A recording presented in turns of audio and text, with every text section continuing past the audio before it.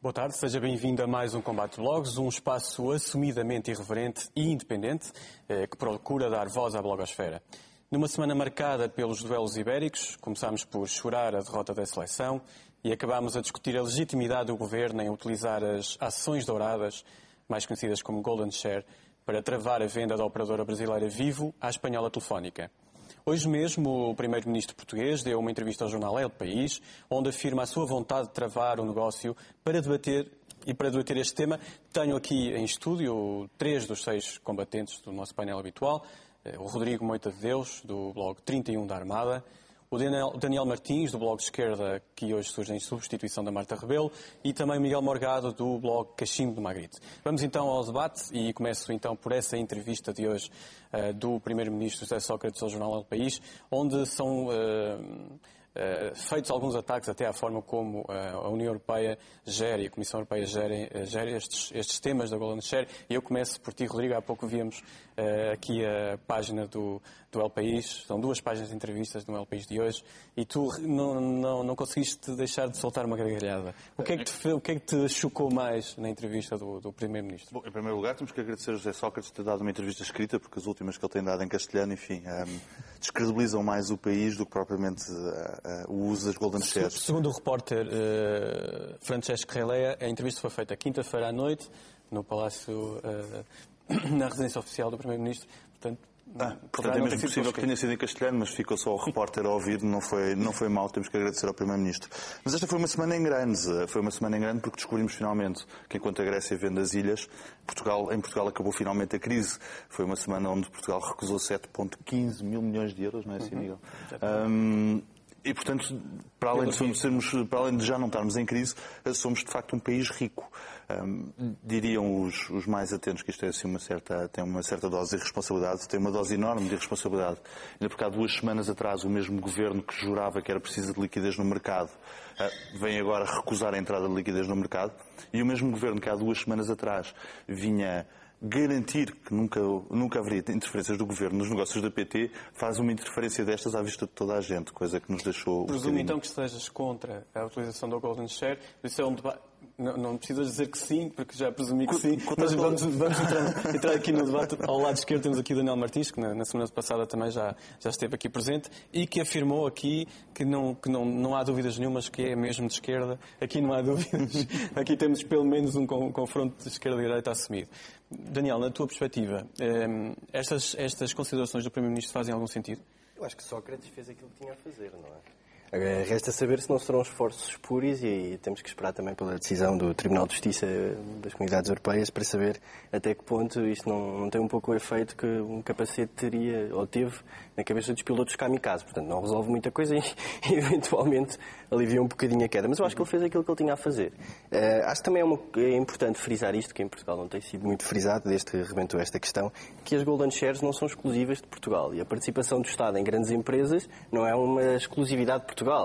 Aliás, podemos verificar, e estava a comentar isso com o Miguel, quem iniciou, portanto, a presença do Estado em algumas empresas no Reino Unido através das famosas Golden Shares foi Margaret Thatcher, que certamente jamais se sentaria aqui ao meu lado. Exato. E em França, por exemplo, existe essa vontade de proteger muito as principais empresas do Estado. Em Itália também existe isso. Miguel, qual é a tua perspectiva em relação a este assunto? Para além das reações do Primeiro-Ministro, que até faz aqui algumas acusações à forma como a União Europeia gera este tipo de assuntos, mas qual é a tua posição em relação a esta ação do Estado? As ações douradas, que é a tradução direta, faz sentido usar a ação dourada neste negócio? Vamos ver uma coisa, eu acho que este assunto tem que ser colocado numa perspectiva que transcende aqui a discussão meramente nacional. E daí eu concluir que as declarações que o Primeiro-Ministro fez ao jornal espanhol são profundamente contraditórias. Elas não são inocentes, não são uma mera estratégia de tentar acalmar os danos ou de minorar os danos. Não, são declarações profundamente contraditórias. Porquê? Sócrates é líder de um partido e pertence a uma família política que na Europa não se tem cansado de pregar uma ideologia europeísta, centralizadora, diluidora das autonomias nacionais. A resposta para qualquer problema é sistematicamente mais integração europeia, mais Europa, menos interesses nacionais. Ora, esta Golden Share foi usada, segundo as palavras do próprio Primeiro-Ministro, de acordo com a lógica do princípio do interesse nacional. Para um europeísta convicto, não pode haver distinção entre empresas nacionais e empresas espanholas ou francesas ou italianas. Quando muito, poderia haver um veto à aquisição, e nem estamos a falar da aquisição da própria empresa, não estamos a falar da aquisição da PT, mas de ativos da PT, quando muito poderia haver discriminação para com empresas não europeias.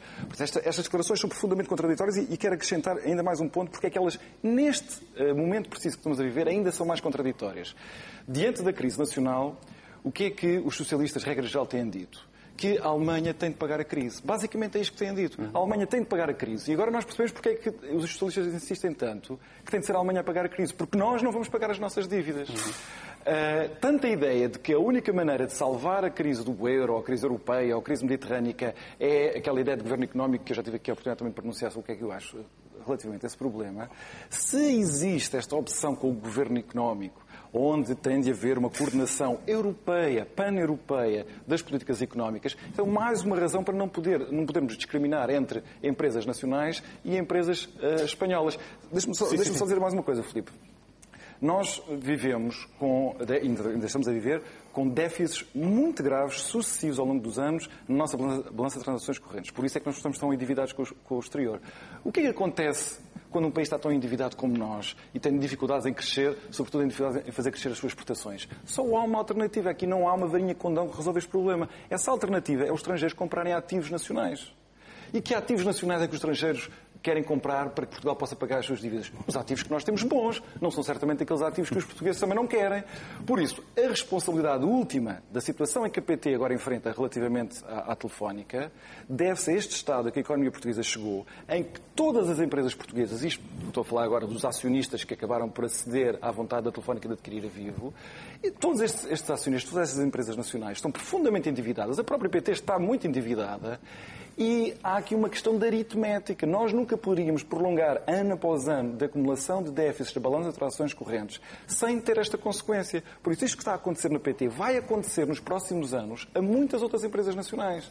E por isso eu quero ver de que lado é que vão ficar os socialistas quando tiverem sistematicamente de discriminar entre empresas nacionais e empresas espanholas. Isto é uma violação do princípio mais básico do mercado único que os socialistas tanto querem. Eu acho que estas são profundamente contraditórias. Então, não tens dúvidas que, por exemplo, a nível europeu, a Golden Share devia ser extinta em todos os países? A Golden Share, quando pode ser usada para prevenir aquisições de empresas europeias relativamente a outras empresas europeias, não pode continuar a existir. Eu não sei o que é que o Tribunal de Justiça vai dizer das comunidades europeias, como estava o Daniel a dizer. Não sei qual vai ser a deliberação final. Nós temos algumas indicações de que essa deliberação será no sentido de acabar com as Golden Shares. Porque realmente só isso é que é coerente com o princípio do mercado único. É uma grande ilusão que o Primeiro-Ministro está a transmitir aos portugueses. Dizer que a Comissão Europeia é comandada por uma ideologia ultraliberal. Na verdade, a Comissão Europeia está a ser mais coerente do que ele e do que a família política que ele representa. É curioso que hoje no diário ABC, que é exatamente no campo político oposto ao país, fala na ação de ouro de Barroso. Já existe aqui uma pressão, até pelo facto de Durão Barroso ser português e não ter feito qualquer pressão neste sentido, porque sabe que qualquer ação, neste caso, poderá deitar sim uma bomba atómica em cima do Primeiro-Ministro. Não sei se concordas com isso, Rodrigo. Na tua perspectiva, também, se Durão Barroso, nesta altura, dissesse alguma coisa, as coisas podiam ficar ainda mais extremadas. Mas o Presidente da Comissão Europeia vai ter, inevitavelmente, que o dizer. Aliás, não é a primeira vez que a Comissão Europeia se refere às Golden Shares. Já se tinha referido variedíssimas vezes à questão das Golden Shares. O que deixa Durão Barroso numa certa posição delicada, até porque as Golden Shares têm um efeito dissuasor, sobretudo. E ao contrário daquilo que a maior parte das pessoas dizem, nós não estamos a defender a PT de um ataque de uma empresa espanhola.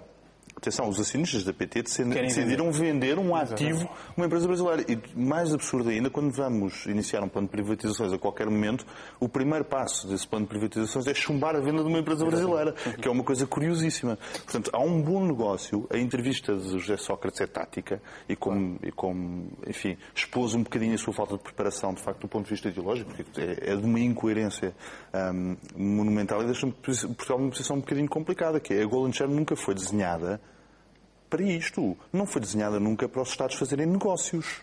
Foi para os Estados protegerem setores estratégicos, que não é o caso, a não ser que Portugal tenha voltado ao colonialismo, e daí faz sentido a posição de orgulhosamente sós do nosso Primeiro-Ministro. De outra maneira, não faz sentido absolutamente nenhum usar a Golden Share. Uma coisa, o Primeiro-Ministro quer, com esta entrevista, tocar a rebate para as forças da esquerda se unirem em torno dele e capitalizar com o descontentamento que a mais recente crise mundial, europeia, provocou relativamente às opiniões que as pessoas têm no mercado, etc. Mas isto é um grande equívoco, porque se esta Golden Share é usada para defender a lógica do interesse nacional, não está aqui em causa a existência de setor público ou de haver mais setor público ou menos setor público. O Primeiro-Ministro aí foi muito explícito. Ele está a defender os interesses portugueses, nacionais, contra interesses de uma outra empresa europeia. E isto é de uma incoerência total. Falando nas páginas dos jornais espanhóis, nomeadamente, coisas que eu Daniel, sim, só para lançar o mote, nos jornais espanhóis falava, até a própria TVE, ontem vi uma peça no seu noticiário, falava-se de um proteccionismo nacionalista. Chega-se a este Eu ponto. acho que isso é radicalizar um bocadinho o que se passa. Antes de mais, e Sócrates, e muito bem, fala desse ponto, existe uma precedência das Golden Share face aos acionistas. Ou seja, quem se torna acionista da PT e quem se tornou acionista da PT sabia da existência da Golden Share. Depois, Daniel, não sei se foi assim. Não é bem assim. Deixa-me dizer uma coisa. Deixa-me só acabar. Há duas semanas atrás, o Presidente da Comissão Executiva da Portugal Telecom mandou em roadshow por investidores estrangeiros, dizendo que a Golden Share não podia ser usada naquele caso. Das duas, uma, ou o governo português... Mas o que o Zé Alvava diz não faz linha e temos que ver originariamente... Ou o acionista-Estado tinha admitido imediatamente o Presidente da Comissão Executiva da PT que o pode fazer através da Golden Share, não é? Ou então, neste preciso momento, o Presidente da Comissão Executiva da PT tinha, num país centro, como por exemplo os Estados Unidos, por prestar falsas declarações ao mercado, tinha que ser preso. Porque, aliás, a pena de prisão estamos a radicalizar. Posso responder rapidamente a isso? Isso é muito simples. Não, é que isto é fundamental. É que todos os investidores internacionais da PT e mesmo nacionais partem do princípio que a natureza da Golden Share serve para proteger a empresa em caso de OPA. Não serve para proteger os ativos internacionais da empresa. E não serve para impedir que a empresa ganhe dinheiro. Posso agora expressar, estive a ouvir o Rodrigo, com muita calma, para já. Assim, o Zé Alvava, ao emitir uma opinião, não é vinculativa e acho que esse facto de ele ter que ser necessariamente demitido por dizer que pensa, ele não diz taxativamente que o Estado não vai exercer. Ele diz que não pode. Não, ele diz no contexto geral. Que não pode. Não, ele disse que em princípio que não iria exercer. Mas foi esse o caso, não foi isso que eu li que ele tinha dito. Sabemos que no hearsay nem sempre é fácil saber o que é que foi dito originariamente. Seria mais grave do que tudo isso. Mas a verdade é que não altera aquilo que eu estou a dizer. É que quem compra ações da PT, quem esteve presente logo no início da privatização da PT, sabia da existência das Golden Share. Primeiro ponto. Depois há aqui uma coisa curiosa. Mas não para este tipo de operação, não é? Há aqui outra... Deixa-me acabar, Miguel. Há aqui uma coisa que é importante, que eu tenho que vos perguntar aos dois, que sobretudo a ti. Será que o Paul Krugman, que tanto e constantemente ataca a Alemanha e o facto da Alemanha ser, em muitos casos, o cerne e a origem na Europa de grande parte da crise que existe, nomeadamente através dos CDS emitidos pelos Landbanken, que, como vocês sabem, na maior parte são detidos pelo Estado alemão. Será que Krugman é militante do PS? Não sei, fica a pergunta. Outra questão aqui que é o que eu acho bastante interessante é que parece que para sairmos da crise os nossos ativos têm que ser comprados por estrangeiros. Não me parece. Isto vai tirar a expertise do nosso país, vai retirar os centros de decisão do nosso país. O que nós precisamos realmente é de aumentar a nossa produtividade. Não no sentido, às vezes, tradicional que é associado, a nível industrial, também nesse, mas no sentido das novas tecnologias, por exemplo, nomeadamente na área dos telcos, como é o caso da Portugal Telecom. Ao sairmos do principal centro de presença da PT fora do contexto nacional, que é na América do Sul, é através da Vivo, que é a maior operadora de telecomunicações móveis do Brasil, a PT fica em risco de uma OPA. Mas Daniel, claramente. O Miguel falava há pouco que os próprios acionistas, e o próprio Rodrigo disse, os próprios acionistas quiseram vender, portanto não estão de acordo com essa estratégia, no fundo. Mas estão prontos para libertar essa estratégia. E aí entra uma questão ideológica aqui clara, não é? A questão é até que ponto é que tem que, e daí a existência da Golden Share, até que ponto é que têm que ser os acionistas pura e simplesmente a decidirem o futuro de uma empresa que realmente é estratégica. E essa é a minha noção e acho que é uma noção bastante importante. Por outro lado, falamos de acionistas nacionais. A PT tem uma muito curta percentagem de acionistas nacionais. A Caixa Geral de Depósitos, o ES, Ongoing e depois alguns pequenos investidores privados. Ou seja, a maior parte do capital da PT não é português, é estrangeiro. É um capital que vive para o seu próprio lucro. Não Daniel, pensa em termos estratégicos. Falaste aqui no BES e eu queria fazer aqui a ponte para um outro âmbito desta discussão. A questão do Ricardo Salgado quase ter deixado cair o apoio a este governo. O Ricardo Salgado foi e o BES foram um dos principais apoiantes deste governo. Concordas com isso, Miguel? Que achas que a partir de agora poderá haver aqui uma relação diferente entre o governo e o próprio José Sócrates e Ricardo Salgado? Não, isto vai deixar marcas claramente, não é? E eu também tenho algumas reticências sempre em colocar as coisas nesses termos. Muita gente diz que afinal Ricardo Salgado é que é o homem que verdadeiramente manda no país. Eu devo confessar que tenho muitas reservas relativamente a essa visão conspirativa. Acho que os políticos têm que ser responsabilizados por aquilo que fazem, sem estarmos à procura no fundo, de controladores que fazem conversas políticos em fantoches. A manobrar claro que estas pessoas têm poder, mas eu acho que apesar de tudo tem que haver aqui alguma sobriedade. Eu também só queria ter a oportunidade de responder ao Daniel relativamente aos desafios que ele nos fez. A pergunta que ele fez relativamente ao Krugman não é uma pergunta séria. É evidente que o Krugman não pertence ao Partido Socialista, ele é americano. Agora, toda a gente sabe, o Krugman não para de escrever sobre o assunto, que ele é um homem de esquerda, que quer inspirar a esquerda democrática, com certeza, nos Estados Unidos, mas também não se cansa de pregar aqui na Europa.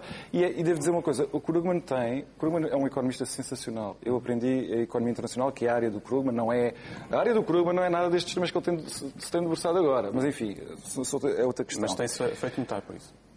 O efeito do Krugman sobre a discussão da crise europeia é de uma perversidade política e moral que nós temos até algumas dificuldades em medir. Esta ideia de considerar que a Alemanha no fundo, está no olho do furacão, que é o propulsor desta crise, é uma conclusão tão perversa, porque é aquilo que os portugueses e os gregos mais querem. No fundo é dizer que nós somos vítimas inocentes de uma situação para a qual nada contribuímos. Isso é o erro mais grave, é o pior que pode acontecer ao povo português neste momento, é alguém vir dizer a culpa não é nossa, nós não precisamos de fazer nada diferente do que fizemos até hoje, porque tudo isto se deve à mesquinhez, ao caráter malévolo daqueles alemães. Os alemães tiveram, nos últimos 15 anos, sob uma disciplina tremenda para corrigir os seus próprios desequilíbrios. Foram pedidos sacrifícios aos trabalhadores alemães que os trabalhadores no sul da Europa não fizeram, que também não nos foram pedidos, mas não fizeram. Agora, a coisa mais perversa é dizer que um país que se sujeitou a uma certa disciplina, contenção, correção dos seus desequilíbrios internos, é agora responsável quer dizer, depois de uma discussão deste tipo, as pessoas não se podem surpreender quando os políticos alemães aparecerem e dizer nós não queremos pagar que os reformados europeus gregos podem passar à reforma com 53 anos, ou 55 anos, ou 57, quando nós aqui temos que trabalhar até aos 67 anos. Isto é tão perigoso, este tipo de discurso, que o Krugman tem patrocinado e a esquerda em Portugal tem patrocinado, que mais uma vez eu volto a dizer que adotar essa linha ideológica discursiva e depois defender a lógica do interesse nacional é absolutamente e radicalmente incoerente.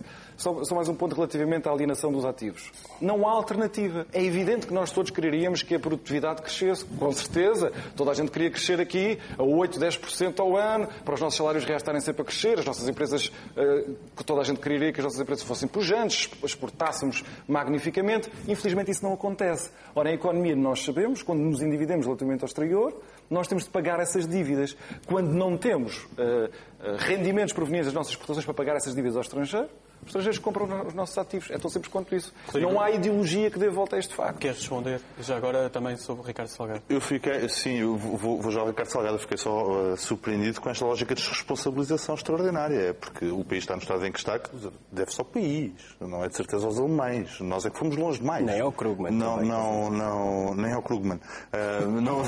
Nós é que fomos exatamente longe demais. Eu concordo com o Miguel, também não tenho esta visão conspirativa da vida. Agora, não deixa de ser curioso dois sinais que o Dr. Ricardo Salgado deu recentemente. O primeiro, quando disse que era melhor abrandar os grandes projetos das obras públicas, que tem alguma graça, porque apesar de tudo o BES, enquanto banco, seria financiador, o que quer dizer que o país já não tem dinheiro, na prática. Ou é o próprio banco a dizer que o país deixou de ter dinheiro.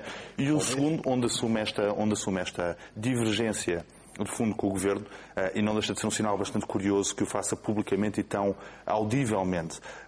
E tem uma razão de ser, é porque o Estado português, aliás, o Governo de José Sócrates, não foi o Estado português, explicou-nos esta última semana que, afinal, os acionistas podiam ter participações em empresas onde o Estado mantinha 2 ações, portanto, tinham que gastar dinheiro para comprar empresas que eram do Estado, mas onde o Estado fica com 2 ações, mas depois explica-lhes que vocês não podem ganhar dinheiro com as empresas, o que é uma coisa absolutamente extraordinária e um bom sinal para todos os investidores. Mais vale, de facto, pegar no nosso dinheiro e ir comprar ações da Telefónica, porque senão não vale a pena. Mas tu pegaste aí nesse ponto, mas ainda não falámos da posição dos partidos, e o PSD foi o único que veio publicamente criticar esta atitude do Estado em usar a Golden Share. Eu acabo por perguntar também ao Daniel se o PSD, em que posição fica o PSD com tudo isto? Eu acho que o PSD está a ser fiel, ou pelo menos Passos Coelho está a ser fiel à ideologia que tem sido latente, nomeadamente quando se fala em revisões constitucionais, sabemos muito bem porquê, e no fundo tem uma agenda bastante liberal em termos económicos e também um pouco em termos sociais. Reconheça-se isso e faça-se-lhe essa honra. Só fazendo aqui algumas... Mas, por exemplo, o CDS-PP não foi? O CDS-PP neste momento está a lutar para marcar o seu território. O CDS não pode andar a reboque do PSD e, apesar de tudo, muita direita portuguesa não se revê numa agenda tão liberal e vai buscar votos aí. Portanto, faz todo o sentido e, mais uma vez, Paulo Portas está-se a reinventar. Quer dizer, Paulo Portas já foi desde democrata cristão a neoliberal. Qualquer dia na Soeiro Pereira Gomes tem que ter cuidado porque ele ainda lá vai a reboque buscar a foice e o martelo.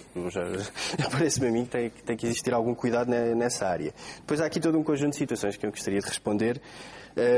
Os acionistas não podem ganhar dinheiro. Quer dizer que toda esta gente, incluindo o BES, que já é acionista da PT há muito tempo, tem recolhido todo um conjunto de dividendos que na própria Vivo tem posto lá N linhas de crédito, não tem ganho dinheiro.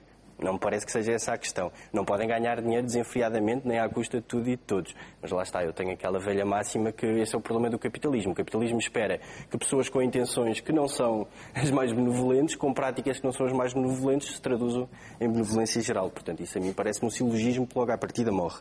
Depois existe aqui todo um conjunto de situações. A Alemanha realmente tem culpa. A Alemanha, a maior parte dos bancos alemães estão por trás de um instrumento muito interessante que é o CDS, o Credit Default Swap.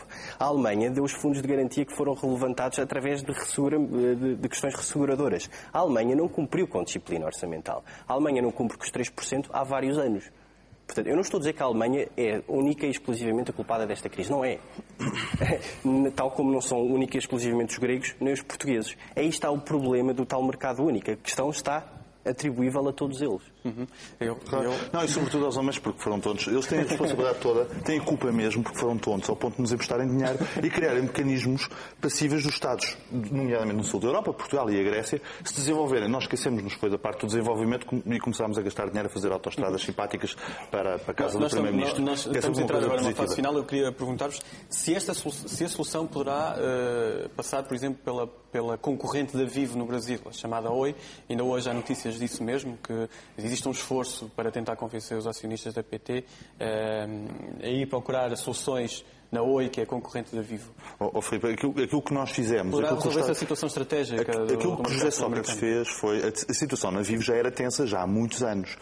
Nem Portugal avançou para a aquisição do resto da Vivo, da Telesp Solar, no caso dos 50% que eram da Telefónica, da Telesp Solar, nem os espanhóis se mexeram. A situação vai ficar tensíssima. Isto é inviável para gerir uma empresa, muito embora grande parte do know-how, se não mesmo a esmagadora maioria do know-how aplicado na Vivo seja português, é Portugal Telecom, aquilo é a TMN feita a uma escala brasileira, portanto, bastante maior, muito maior, o que não impede a PT de fazer a mesma coisa noutro sítio, pelo contrário. Mas alguma coisa nós temos que decidir. E rapidamente. Estar a dar entrevistas aos jornais espanhóis garantindo que a Comissão Europeia é ultraliberal, mas tenho a certeza que José Sócrates, daqui a 2 semanas, o mundo muda outra vez e vai ter que ir a deixá-los pedir mais dinheiro. Portanto, tenho a certeza que vai se acabar. Na tua perspectiva, Miguel, uma última opinião sobre este assunto. E se achas que a Oi pode ser a solução? Eu subscrevo o que o Rodrigo disse, quer dizer, a situação neste momento é insustentável e tem que se arranjar uma saída qualquer. Só queria dizer mais uma coisa sobre um argumento que o Daniel acrescentou, que é o dos Centros de Decisão Nacional. Eu tenho que dizer que eu, para o peditório da manutenção dos Centros de Decisão Nacional, já dei há muitos anos e não volto a dar. E considero que é mais lesivo para o desenvolvimento económico português, as clientelas, que esta retórica dos centros de decisão nacional, que o uso das golden shares cria, clientelas que são empresariais, mas são políticas, que são partidárias, isso é muito mais lesivo para o desenvolvimento português, é mais lesivo para uma certa estabilidade moral do povo português, do que qualquer intervenção de investidores estrangeiros aqui. Daniel, 30 segundos.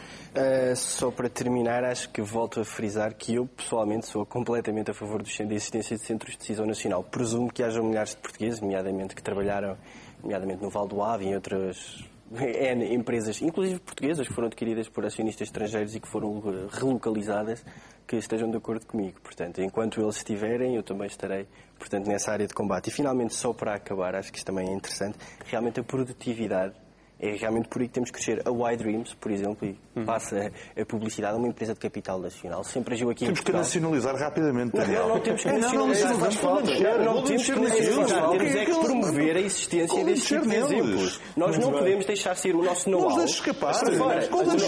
Nacionaliza, Posso só acabar de dizer uma coisa? Como o Rodrigo disse, o nosso know-how vende. O nosso know-how vendeu no Brasil e vende bem e continua a vender. Portanto, tem que ficar cá, temos que desenvolvê-lo e temos que exportá-lo. E já agora, quem são os grandes exportadores da economia portuguesa? Parece-me que são empresas estrangeiras. Lá fora. Acho que ficou bem patente aqui a diferença de opiniões, até ideologicamente, e ficou aqui este buzz para continuar lá fora. Nós é que temos de terminar por aqui. Foi mais um Combate de Blogs. Não perca já a seguir a atualização das notícias. Nós regressamos no próximo domingo, à mesma hora. Muito boa tarde.